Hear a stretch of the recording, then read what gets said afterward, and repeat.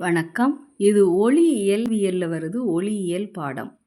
இதில் நம்மளுக்கு exam point of வியூவில் என்னென்ன தேவையோ ஒரு சில பகுதிகளை இங்கே பார்க்கலாம். ஒளியியல் பாடம். நேராக வீடியோக்குள்ளே போகலாம். ஒளின்னு சொல்லும்போது நம்மளால் பொருளை பார்க்க முடியுது அப்படின்னா அந்த ஒளி பட்டு எதிரொலிக்கிறதுனால தான் நம்மளால் பார்க்க முடியுது. அதில் முதல் டாபிக் ஒளி மூலம்.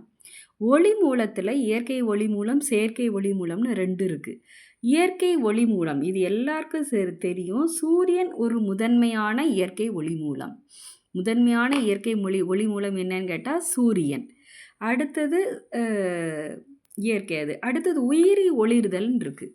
அந்த உயிரி ஒளிர்தல் என்னது அப்படின்னா, சில பூச்சிகள், மின்மினி பூச்சியெல்லாம் எடுத்துக்கலாம். அது நைட்டில் பார்த்திங்கன்னா ஒரு ஒளியை உமிழ்ந்துக்கிட்டே போகுதுல்ல, அதுதான் உயிரி ஒளிர்தல்னு சொல்லுது. அது மின்மினி பூச்சியை சொல்லலாம், ஜெல்லி மீன் சொல்லலாம், ஆழ்கடல் தாவரங்கள் இதெல்லாம் சொல்லலாம். இயற்கையாகவே ஒளியை உமிழுது. அதெல்லாம் சில நுண்ணுயிர்கள்ட்டே அது இருக்குது. மின்மினி பூச்சி ஒளியை ஏன் உமிழுது அப்படின்னா அதில் ஒரு வேதிப்பொருள் இருக்குது. அந்த உயிரி ஒளிர்தலில் ஒரு வேதிப்பொருள் அது அவங்ககிட்ட இருக்குது. அது என்ன வேதிப்பொருள்னு தெரிஞ்சிச்சுன்னா நீங்கள் கமெண்ட்டில் சொல்லுங்கள். அடுத்த இதில் நான் அதை சொல்லிடுறேன் ஆன்சரை. அடுத்து இப்போ ஒளி மூலம் இயற்கையாக ஒளி மூலம் பார்த்துக்கிட்டா சந்திரனை சொல்லலாம்ல. சந்திரன் நம்மளுக்கு ஒளியை எப்படி தருது? அது தானாகவே ஒளியை தரலை, சூரியன்கிட்ட இருந்து ஒளியை பெற்று அதனை பூமிக்கு பிரதிபலிக்குது. சரியா? அதுதான் சந்திரன். அடுத்தது தானாகவே அது ஒளியை உமிழும் மூலம் அது கிடையாது. அதையும் தெரிஞ்சுக்கிறணும். அடுத்தது நம்ம பார்த்தோன்னா தாவரங்களுக்கு முக்கிய ஆற்றலாக திகழ்கிறதே என்னது? இந்த சூரிய ஒளி தான். சூரிய ஆற்றல் மூலம்தான் தாவரங்கள் தமக்கு தேவையான உணவை தானே தயாரிக்குது. சரியா? அடுத்தது செயற்கை ஒளி மூலம் பற்றி பார்ப்போம். அதில் வெப்ப ஒளி மூலம், வாயுவிறக்க ஒளி மூலம் 2 இருக்குது. வெப்ப ஒளி மூலம் சொல்லும்போது எதை சொல்லலாம் அப்படின்னா, இப்போ சூடான கம்பி, இரும்பு கம்பியை அந்த வெல்டிங் பண்ணுவாங்கள்ல, அங்கெல்லாம் பார்த்திங்கன்னா கம்பியை சூடுபடுத்தும் போது அது என்ன கலரில் ஒளியை கொடுத்துரும்? சிவப்பு கலரில் கொடுத்துரும். அது ஒரு வெப்ப ஒளி மூலம். சரியா? அதில் எரியும் மெழுகுவர்த்தியை சொல்லலாம். எரியும் மெழுகுவர்த்தி சொன்னாலும் அது வெப்பத்தை வெளியிடுது. சரியா? ஒளியும் இருக்கும். வாயுவிறக்க ஒளி மூலம் சொல்லும்போது மின்சாரத்தை குறைந்த அழுத்தம் கொண்ட வாயுக்களின் வழியே செலுத்தும் போது இந்த வாயுவிறக்க ஒளி மூலம் நம்மளுக்கு உருவாகுது. சரியா? மின்சாரத்தை குறைந்த அழுத்தம் கொண்ட சில வாயுக்களின் வழியே செலுத்தும் போது நம்ம வீட்டில் கிடக்கிற டியூப் லைட் அதில் சொல்லலாம்.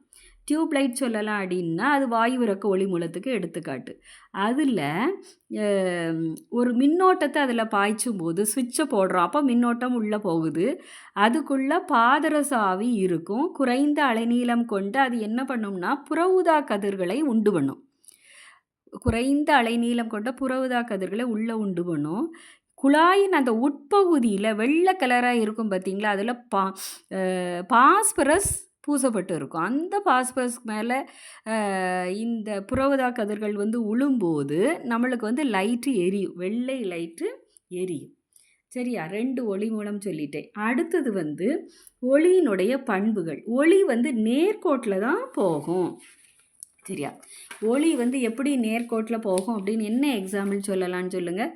லேசர் லைட்டு அப்படி எரிய வச்சோம்னா அது போகும். ஒளி வந்தது அப்படின்னா அந்த தூசிகள்லாம் ட்ராவல் பண்ணுறது நம்மளுக்கு தெரியும். அது நேர்கோட்டில் போகும். ஊசி துளை கேமரா ஒளி நேர்கோட்டில் செல்லும் என்பதற்கு உதாரணம். அடுத்தது இதில் முக்கியமான பாயிண்ட்டு அல்ஹசன் ஹயத்தம் போட்டு வச்சுருக்கேன். அது யாருன்னா ஒளியின் நேர்கோட்டு பண்பினை கண்டறிந்த முதல் அறிஞரே அல்ஹசன் ஹயத்தம். சரியா?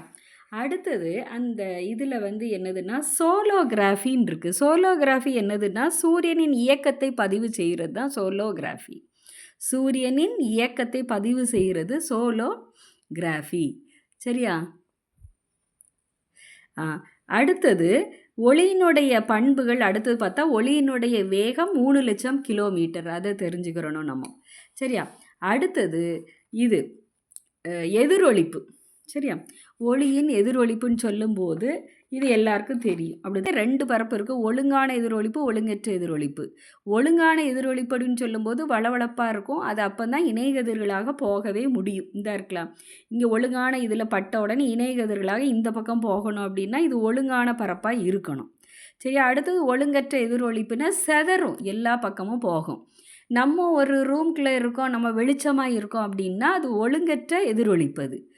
அந்த ஜன்னல் வெளியோடி ஒளி வருது, அது எல்லா பக்கமும் பட்டு செதறுது. அப்போ அது ஒழுங்கற்ற எதிரொலிப்பு. சூரியன்கிட்டருந்து வர்ற வழி ஒளி வந்து ஜன்னல் வெளியே பட்டு ஃபுல்லும் எதிரொலிக்கப்படுது, ரூம் ஃபுல்லும். அதனால் அது ஒழுங்கற்ற எதிரொலிப்பு.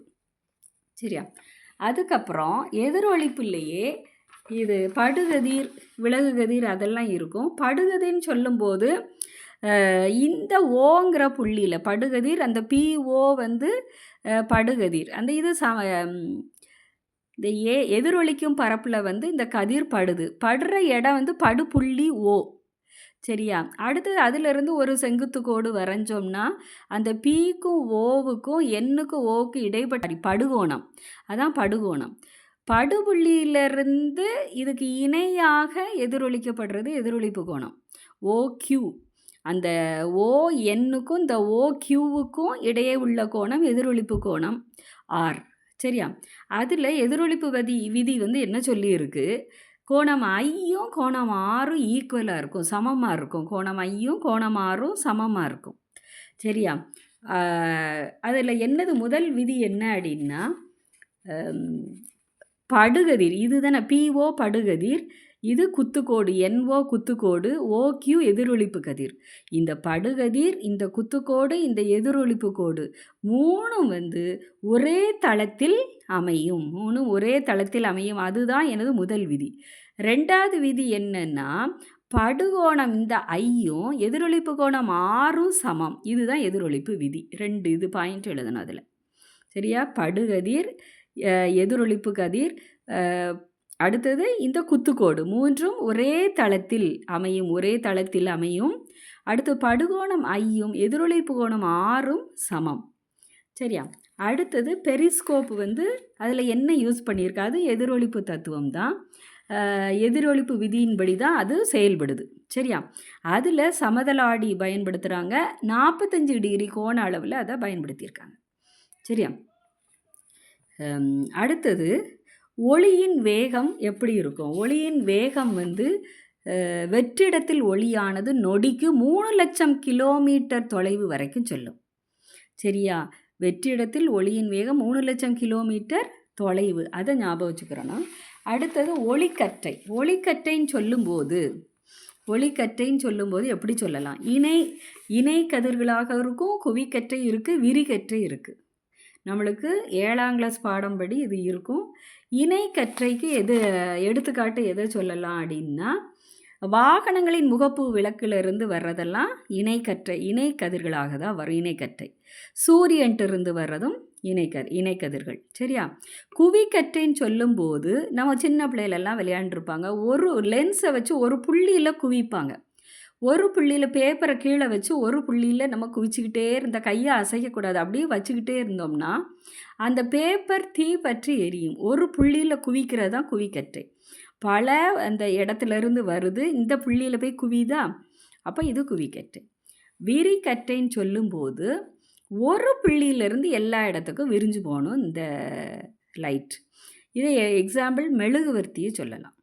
சரியா? விரிகற்றைக்கு. அடுத்த வீடியோவில் பார்க்கலாம். சரியா? என்னோடு தொடர்பில் இணைந்திடுங்கள். நன்றி.